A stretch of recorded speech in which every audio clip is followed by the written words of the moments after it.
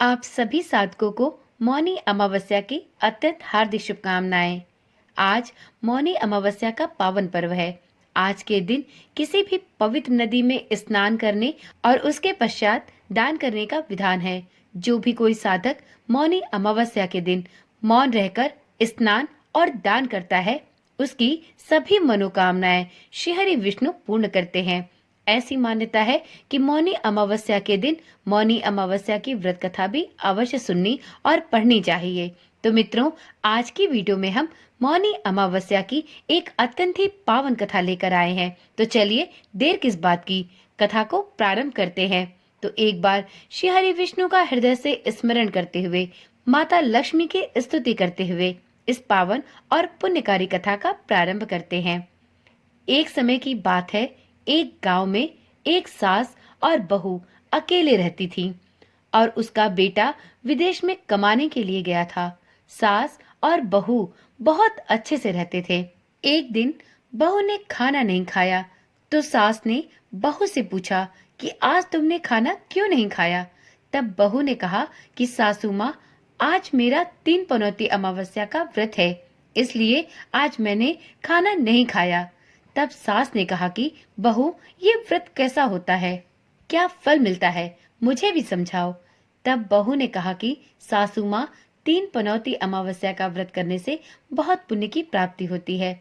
घर में अन्न धन बना रहता है, सुख शांति रहती है तथा अटल सुहाग मिलता है और पुत्र प्राप्ति होती है। इस व्रत में प्रत्येक वर्ष अलग अलग भोजन किया जाता है और विष्णु भगवान के मंदिर में चढ़ावा भी चढ़ाया जाता है या फिर किसी ब्राह्मण को दान दिया जाता है। इस व्रत में पहले वर्ष शक्कर, घी और चावल से बना खाना खाया जाता है। पहले साल व्रत पूर्ण होने के बाद 1.25 किलो चावल और 1 कटोरी घी तथा 1 कटोरी शक्कर का दान किसी ब्राह्मण को किया जाता है। दूसरे साल जौ, घी और शक्कर से बना खाना खाया जाता है। जब दूसरे साल व्रत पूर्ण हो जाए तो 1.25 किलो जौ, 1 कटोरी घी तथा 1 कटोरी शक्कर किसी मंदिर में चढ़ाना चाहिए या फिर किसी ब्राह्मण को दान देना होता है। तीसरे साल गुड़, तिल और घी से बने व्यंजन खाने चाहिए। जब तीसरे साल का व्रत पूर्ण हो जाए तो आधा किलो तिल, गुड़ तथा 1 कटोरी घी किसी मंदिर में चढ़ाया जाता है या फिर किसी ब्राह्मण को दान दिया जाता है। इसे ही 3 पनौती अमावस्या का व्रत कहा जाता है। फिर बहू ने कहा कि इस व्रत का अगर संकल्प लेते हैं तो इसे पूरा करना बहुत ही आवश्यक होता है। अगर पूरा नहीं कर सकते तो सास बहू में झगड़ा और घर में अशांति आती है।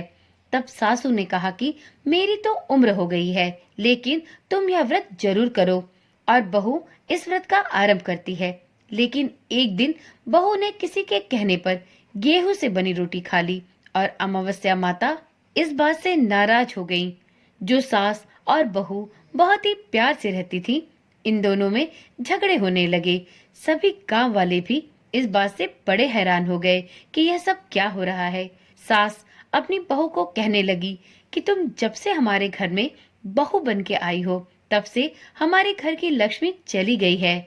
तुम हमारे लिए शुभ नहीं हो। तब बहू ने कहा कि सासू माँ, यदि आपके घर की लक्ष्मी चली गई है तो वह कहाँ मिलेगी, मुझे बताओ, मैं लक्ष्मी को लेकर आऊंगी। तब सासू माँ ने कहा कि लक्ष्मी तुमको समुद्र के बीच में भगवान विष्णु के पैर दबाते हुए मिलेंगी। तब बहू यह कहकर चली जाती है कि अब जब तक मैं लक्ष्मी को लेके नहीं आऊंगी तब तक इस घर में पैर नहीं रखूंगी। इतना कहकर बहू लक्ष्मी की खोज में निकल जाती है। जब बहू लक्ष्मी को खोजने के लिए निकलती है तब उसे बीच रास्ते में एक गाय माता मिलती है। वह बहू से पूछती है कि आप कहाँ जा रही हैं। तब बहू कहती है, हे गाय माता, मेरी सासू माँ मुझे कहती हैं कि मेरे आने से उनके घर में अन्न धन की कमी हो गई है और उनके घर की लक्ष्मी चली गई है, तो मैं लक्ष्मी को लेने जा रही हूँ। तब गाय माता ने कहा कि हे बेटी, अगर तुम जा ही रही हो तो माता लक्ष्मी से मेरे बारे में भी पूछ लेना। तब बहू बोलती है कि ठीक है गाय माता, बताओ, मैं आपके बारे में भी पूछ लूंगी। तब गाय माता बोलती है कि मेरा जब भी बछड़ा होता है वह मर जाता है, जिंदा नहीं रहता। तुम लक्ष्मी माँ से पूछना कि मेरे साथ ही ऐसा क्यों हो रहा है, मैंने ऐसे कौन से कर्म किए हैं। तब बहू बोलती है, गाय माता, मैं आपके बारे में जरूर पूछ लूंगी। यह कहकर अब बहू आगे बढ़ती है। अब आगे जाते ही बहू को एक घोड़ी मिलती है, जिसके गले में चक्की का पाट बंधा होता है। घोड़ी भी बहू से कहती है, बेटी, तुम मेरे दुख का निवारण भी भगवान से पूछ लेना। तब बहू ने कहा, जरूर पूछ लूंगी। यह कहकर बहू आगे बढ़ती है। आगे जाते ही बहू को एक अंधा और बहरा बुजुर्ग मिलता है। वह भी बहू से अपनी समस्या भगवान से पूछने के लिए कहता है। तब बहू उसकी भी समस्या भगवान से पूछने का कहकर आगे बढ़ती है। आगे जाते ही बहू को एक बूढ़ी औरत मिलती है, जो हाथ और पैर से अपाहिज होती है। वह भी बहू से अपनी समस्या भगवान को पूछने के लिए कहती है। तब बहू उसकी समस्या को भी पूछने के लिए तैयार हो जाती है और आगे बढ़ती है। आगे जाते ही बहू थक जाती है और एक आम के पेड़ के नीचे बैठ जाती है। तब आम का पेड़ खुश होकर बहू से पूछता है कि बेटी, तुम कहाँ से आई हो और कहाँ जा रही हो। तो बहू बोलती है कि वह लक्ष्मी को लेने जा रही है। तब पेड़ भी अपनी समस्या माता लक्ष्मी को पूछने के लिए कहता है कि मेरे पेड़ पर लगे आम खट्टे क्यों हो जाते हैं, इस बारे में भगवान को जरूर पूछना। तब बहू उसकी समस्या लेकर आगे बढ़ती है। आगे जाते ही बहू को एक तलाई मिलती है। वह भी बहू को बताती है कि तुम भगवान से पूछना कि मेरी तलाई का पानी इतना मैला क्यों है, कोई भी इसे नहीं पीता है। तब बहू कहती है, जरूर पूछ लूंगी। और ऐसा कहकर वह आगे बढ़ती है। बहुत दिन जंगल में चलते चलते अब बहू थक जाती है और उसे भूख भी लगी होती है, लेकिन खाने को नहीं मिलने से वह थक जाती है और जंगल में बेहोश हो जाती है। उसी समय भगवान विष्णु और माता लक्ष्मी वहां विचरण करते हुए आते हैं। तब माता लक्ष्मी विष्णु जी से कहती हैं, हे नाथ, यह आपकी बहुत बड़ी भक्त है, आप इसके दुखों का निवारण करें। तब भगवान विष्णु कहते हैं कि इस संसार में बहुत जीव दुखी हैं, सभी अपने अपने कर्मों का फल भोग रहे हैं, किस किस के दुख का निवारण मैं करूं। तब माता लक्ष्मी ने विष्णु जी से विनती की और कहा कि वह भूखी प्यासी है और उसे यहाँ अगर ऐसे ही छोड़ दिया तो जंगली जानवर उसे अपना शिकार बना लेंगे। माता लक्ष्मी की बात सुनकर भगवान विष्णु एक साधु का वेश धारण करते हैं और बहू के पास जाते हैं और उसे होश में लाते हैं। बहू के होश में आते ही साधु वेश में भगवान उससे पूछते हैं कि वह यहाँ क्या करने आई है और उसे कहाँ जाना है। तब बहू श्री हरि विष्णु को पूरी बात बताती है। उसकी बात सुनकर भगवान विष्णु और माता लक्ष्मी अपने असली रूप में प्रकट होते हैं। उनके साथ अमावस माता भी प्रकट होती हैं। बहू उनके चरणों में गिरकर उनका वंदन करती है। अमावस माता बहू से कहती हैं कि बेटी, तूने मेरे व्रत को खंडित किया था, इसी की सजा तुझे मिल रही है, लेकिन अब मैं तुम्हें क्षमा करती हूँ। अब तुम अपने घर जाओ, तुम्हारा घर अब अन्न धन से संपन्न होगा, तुम्हारा घर सुंदर महल में बदल जाएगा और तुम्हारी सभी मनोकामनाएं पूर्ण होंगी। यह सब होने के पश्चात बहू रास्ते में जो भी मिला उन सभी के दुखों का निवारण करने के लिए माता से विनती करती है।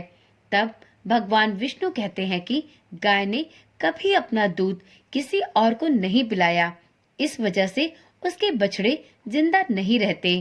तुम जाते समय उसका दूध पी लेना, जिससे उसके बछड़े अब जीवित रहने लगेंगे।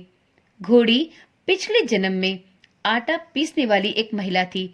वह किसी को आटा पीस के नहीं देती थी, इसलिए उसके गले में चक्की के पाट बंधे हुए हैं। तुम उसके पाट खोल देना, वह बिल्कुल ठीक हो जाएगी।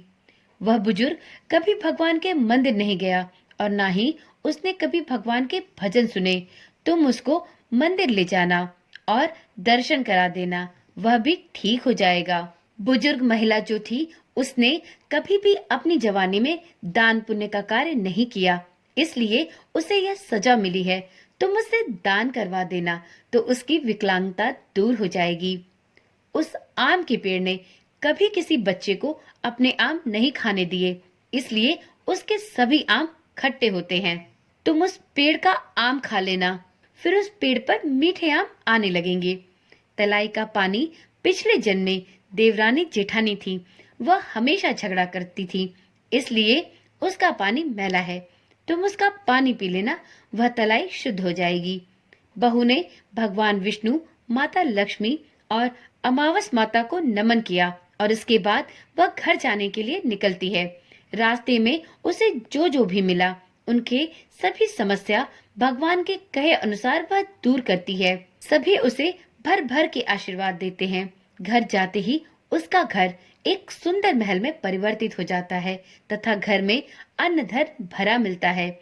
अब बहू सासू से कहती है कि सासू माँ, आपने सच कहा था, मैं आपके लिए शुभ नहीं हूँ। मेरे जाने से ही आपके घर में लक्ष्मी आई है। अब आप यहाँ रहें और मैं मरने जा रही हूँ। तब सासू ने कहा कि नहीं बहू, यह सब तुम्हारे पनौती अमावस्या व्रत का ही फल है। हमें इस व्रत के प्रभाव से ही यह सब कुछ मिला है। तुम यहाँ पर ही रहोगी, कहीं नहीं जाओगी। अब सास और बहू खुशी खुशी रहने लगते हैं। एक दिन उसका बेटा भी विदेश से लौट आया और घर में यह सब देखा। तब उसकी माँ ने उसे सब बातें विस्तार से बताईं। इस तरह वह लोग खुशी खुशी रहने लगे। तो इस प्रकार से 3 पनौती अमावस्या व्रत की कथा यहीं पर संपूर्ण होती है। तो एक बार प्रेम से बोलिए, अमावस माता की जय, श्री हरि विष्णु भगवान की जय, माता लक्ष्मी की जय। इस कथा को कहने, सुनने और हुंकार भरने वालों पर माता लक्ष्मी, श्री हरि विष्णु और अमावस माता अपनी कृपा दृष्टि सदा सर्वदा बनाए रखें। इसी आशा और विश्वास के साथ इस कथा को यहीं पर समाप्त करते हैं। आशा करते हैं कि आपको यह कहानी जरूर अच्छी लगी होगी। आपकी भगवान श्री हरि विष्णु सभी मनोकामनाएं पूर्ण करें, ऐसी हम प्रार्थना करते हैं। इस कथा को आप अन्य लोगों तक जरूर पहुंचाएं और कथा का ज्यादा से ज्यादा लाभ प्राप्त करें। ओम नमः शिवाय। जय श्री कृष्णा। राधे राधे।